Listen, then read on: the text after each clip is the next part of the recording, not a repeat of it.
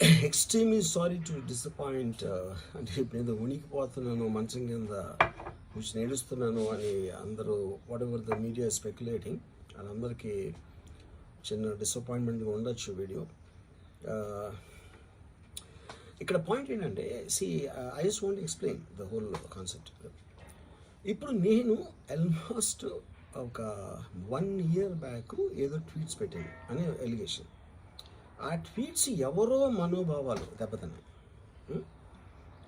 ఇక్కడ విచిత్రం ఏంటంటే 1 year బ్యాక్ పెట్టిన ట్వీట్స్ 4 డిఫరెంట్ ప్లేసెస్లో 4 డిఫరెంట్ జ్యూరిస్డిక్షన్స్లో 4కి ఒకే 3-4 రోజుల వ్యవధిలో వాళ్ళ మనోభావాలు దెబ్బతిన్నాయి. వాళ్ళు ఆ పరంగా కంప్లైంట్ ఇవ్వడం, కేసులు పెట్టడం జరిగింది. ఇక్కడ పాయింట్ 1, ఎవరి మీద అయితే నేను పెట్టానని వాళ్ళు చెప్తున్నారో వాళ్ళకి లేదు, ఎవరో థర్డ్ పార్టీ, అసలు సంబంధం లేనివాడు. సో ఆ కాంటెక్స్ట్లో అసలు ఈ కేసు ఎలాగా, ఈ సెక్షన్స్ ఎలా వర్తిస్తాయి అనేది అప్పుడు ఆబ్వియస్గా నాకు వచ్చే అనుమానం కానీ, నాకు కానీ నా మనుషులు కానీ, ఇది ఒక పర్సిక్యూషన్ చేయటానికి ఒక పద్ధతి ప్రకారం ఉన్న అలౌబుల్ లాస్ని వాడుతున్నారా, లేకపోతే ఇప్పుడు వరల్డ్ ఓవర్ ఒక ఫినామినా ఏం జరుగుతుందంటే పొలిటికల్ పార్టీస్ వాళ్ళు they are weaponising the systems of the police. అది అమెరికాలో జరుగుతుంది, యూరోప్లో జరుగుతుంది, ఎక్కడ కూడా జరుగుతుంది. అప్పుడు నేను ఏ ఒక్క వ్యక్తిని, ఒక పోలీస్ ఆఫీసర్ని కానీ, ఒక పొలిటికల్ పర్సన్ కానీ నేను బ్లేమ్ చేయట్లా.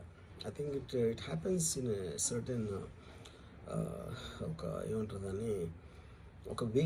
అది అందరూ కూడా ఎంతో కొంత అది చేయటానికి టెంప్టేషన్ ఉండొచ్చు. But eventually there is the law of the land which will take the final call. So అది that I completely agree, believe in that and I abide by that as a citizen. So ఇప్పుడు ఇక్కడ జరిగింది ఏంటి, నాకు ఒక notice వచ్చింది, నేను ఒక రిప్లై ఇచ్చాను, ఫలానా చోట ఫలానా తారీఖు నేను వస్తాను. అప్పటికి నాకు జరుగుతున్న పని ఒక ఆన్గోయింగ్ స్కెడ్యూల్ ఉంది కాబట్టి, నాకు ఫిలిం వర్క్ ఉంది కాబట్టి అవ్వలేదు. అండ్ ఇట్ ఈస్ వేరే ప్రొడ్యూసర్కి చేస్తాను, ఆ ప్రొడ్యూసర్కి నష్టం వస్తుంది కాబట్టి నేను మళ్ళీ టైం అడిగాను. ఇదేంటి కేసు, ఇదేం అర్జెంట్ కేసు అంటే 1 year తర్వాత ట్వీట్ చూసిన అతనికి 1 weekలో అన్నీ అయిపోవాలనేది ఏమన్నా మీనింగ్ ఉంటుంది అసలు దానికి? So which basically means it is being done for purposes other than the urgency of the case. ఇప్పుడు అర్జెన్సీ ఆఫ్ ద కేస్ అంటే మీరు మర్డర్లు గేడర్లు ఇన్ని జరిగి సంవత్సరాలు తీసుకుని. తేజ నమస్తే. అయితే ప్రస్తుతం ఆంధ్రప్రదేశ్ పోలీసులకి చుక్కలు చూపిస్తున్నారు అనుకుంటా రామ్ గోపాల్ వర్మ గారు, నిజమేనా?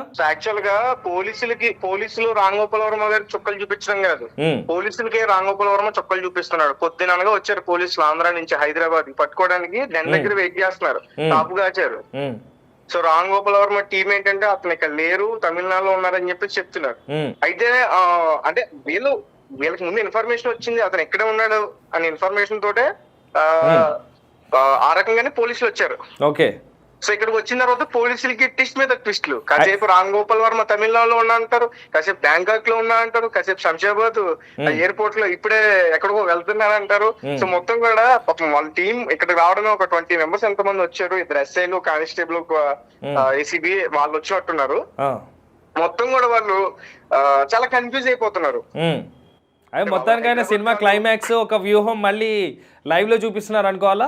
అంటే యాక్చువల్ గా వ్యూహం వల్ల స్టార్ట్ అయింది. ఇప్పుడు RGV గారి వ్యూహం, ఒరిజినల్ వ్యూహం ఇప్పుడు పోలీసుల దగ్గర చూపిస్తున్నారని చెప్తున్నారు. RGV గారు పొరపాటున దొరికారంటే మరి ఏ విధంగా ఉంటుందో మనందరం కూడా చూడాల్సిన పరిస్థితి అయితే ఉంది. సో అందరికీ తెలిసింది RGV గారిని ఎక్కడి నుంచి అరెస్ట్ చేయడానికి పోలీసులు రంగం సిద్ధం చేశారు. ఆ రకంగానే ఈ రోజు పోలీసులు హైదరాబాద్ కి అయితే రావడం జరిగింది. సో ప్రస్తుతం ఏంటంటే ఒక విషయం చెప్పుకోవచ్చు, RGV పరారు అనుకోవచ్చు, RGV జంప్ అయిపోయాడు అని చెప్పి జంప్ అనుకోవచ్చు, ఏదైనా అనుకోవచ్చు, ఎందుకంటే ఆయన కనిపించట్లేదు కాబట్టి. ఆయన రామ్ గోపాల్ వర్మ గారు కేసుకు భయపడి తిరుగుతున్నారా, లేకపోతే ఆయన ఎప్పుడు కూడా సెన్సేషనల్ డైరెక్టర్ కదా, సో ఆ వేలో పోతున్నారా? అంటే కొంచెం భయపడ్డాడు అని చెప్పొచ్చు. ఎందుకంటే ఇప్పుడు ఎంత పెద్ద వ్యక్తులకైనా సరే India law and order issues సంబంధించి, చట్టానికి సంబంధించి ఎవరైనా సరే తలవంచక చెప్పదు. ఎందుకంటే మరీ ముఖ్యంగా చెప్తున్నాను, మన RFC అధినేత తెలుసు కదా మీకు. సో అట్లాంటి వ్యక్తినే అతను ఏజ్డ్ రీసెంట్ గా కాలం చేశారు. 95 సంవత్సరాలు 96 సంవత్సరాలకి అతను ముసలి వయసులోనే అతని కోర్టు చుట్టూ కూడా తిప్పించారు, విచారణకి హాజరుపరిచారు. అట్లా ఆర్జీవీని ఎందుకు వదిలేస్తారు? సో కాబట్టి ఖచ్చితంగా ఆర్జీవీ మన చట్టానికి ఖచ్చితంగా లొంగాల్సిందే, లొంగుతాడు. కాబట్టి కొంచెం టైం పడుద్ది. తన తెలివితేటల్లో కొంచెం వ్యూహం చూపిస్తున్నాడు అనుకోవచ్చు. దట్టు ఆయనకి కొంచెం వేరే బ్యాక్గ్రౌండ్ కూడా ఉంది, మాఫియా బ్యాక్గ్రౌండ్ కూడా ఉంది. గతంలో అందరికీ తెలిసిందే, మాఫియా డీలింగ్స్ కూడా చేస్తాడు. ఆ రకంగానే సినిమాలు కూడా తీస్తాడు ఇతను. అందుకే భయపడ్డాడు, ఎవరికి డేరింగ్ డాషింగ్ గా ఉండి సినిమాలు తీసేస్తాడు. వ్యూహం కూడా అలాగే తీసాడు. ఇతనికి ఏదైనా ఇదైతే అక్కడి నుంచి కాల్స్ వస్తాయి, అవి వస్తాయి అని చెప్పేసి కూడా ఫస్ట్ నుంచి కూడా ఇదే ఈ రకంగానే నడుస్తుంది. ఇప్పుడు పోలీసులకు చిక్తే మొత్తం విషయాలన్నీ బయటకు వస్తాయిగా. ఇప్పుడు పోలీసులకు చిక్తే గానీ మొత్తం విషయాలన్నీ బయటకు కక్కిస్తారు కదా ఖచ్చితంగా. అయితే గతంలో ఉన్న కేసులు కూడా మళ్ళీ తీసే అవకాశం ఉందా? అంటే ఇంతకు ముందు డిజిటల్ మీడియాలో పోస్టులకు సంబంధించి అయితే మాత్రం కొన్ని చట్టాలు కొత్తగా వచ్చాయంట, ఇప్పుడే అమలు పరుస్తున్నారు. అవి కూడా చూడాలంటే ఇప్పుడు ఈ సోషల్ మీడియాకి సంబంధించి ఇష్యూస్ కాబట్టి మరి రెండు పార్టీల వైపు నుంచి కూడా మాట్లాడారు. వైఎస్ఆర్సీపీ వాళ్ళు తెలుగుదేశం తిట్టారు, తెలుగుదేశం వాళ్ళు వైఎస్ఆర్సీపీ వాళ్ళని తిట్టారు. రెండు వైపులా జరిగింది. మరి అందరి మీద చట్టరీత్యా చర్యలు తీసుకోవాలి కదా. ఇప్పుడు ఆర్జీ గారి మాత్రమే తీసుకుని మరి ఆర్పీ గారిని ఎందుకు వదిలేయాలంటూ కూడా కొంతమంది పోస్టులు పెడుతున్నారు. మన కిరాక్ ఆర్పీ జబర్దస్త్ కమెడియన్ పులుసుతో బాగా హైలైట్, చాలా దుర్భాషలాడారు కదా మొన్న రీసెంట్ గా.